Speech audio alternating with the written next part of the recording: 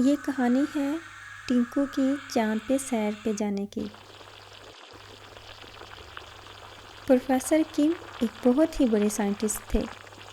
वो साइंटिस्ट होने के साथ साथ एक बहुत बड़े जादूगर भी थे।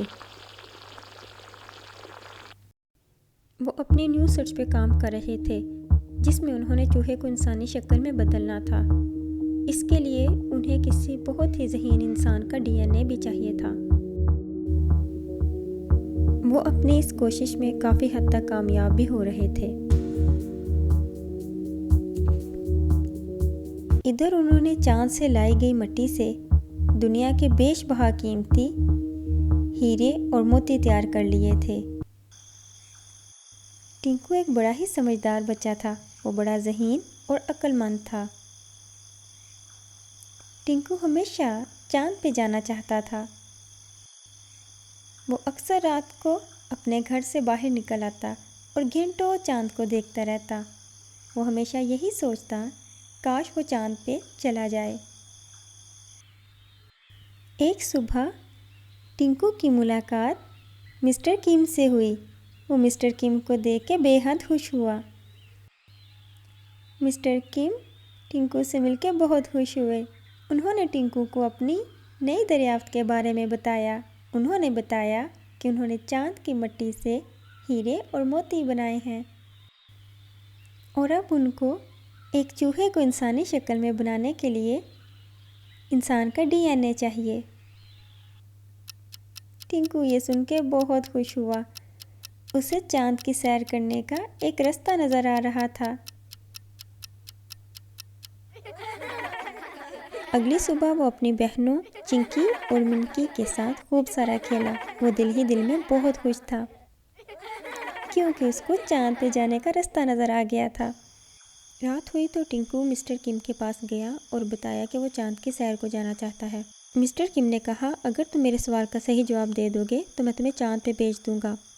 मेरे पास इन हीरे मोतियों से ज़्यादा कीमती कौन सी चीज़ है, और अगर तुम जवाब ना दे पाए तो बदले में तुम्हें अपना डीएनए देना होगा, जो चूहे को इंसान बनाने के काम आएगा। टिंकू सुबह सुबह उठा और लाइब्रेरी की तरफ चल पड़ा। चिंकी और मिंकी अपने भाई को जाता देखती रह गई। वहाँ टिंकू लाइब्रेरी पहुँचा। लाइब्रेरी में बहुत से बच्चे स्टडी कर रहे थे। टिंकू ने भी जल्दी से एक बुक पकड़ी और सारे पेज जल्दी जल्दी से पढ़ना शुरू हो गया। टिंकू बहुत खुश था। उससे अपने सवाल का जवाब मिल चुका था।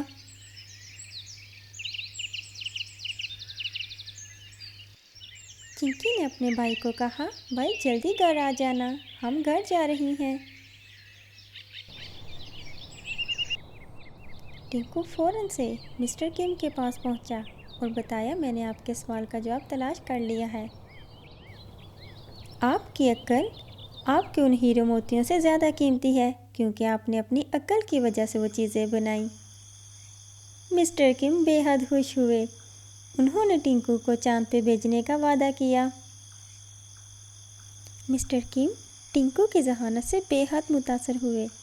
उन्होंने टिंकू से कहा कि कल रात को मेरी छोटी जादूगरनी अपने जादुई घोड़े के साथ आएगी और तुमको चांद की सैर कराएगी।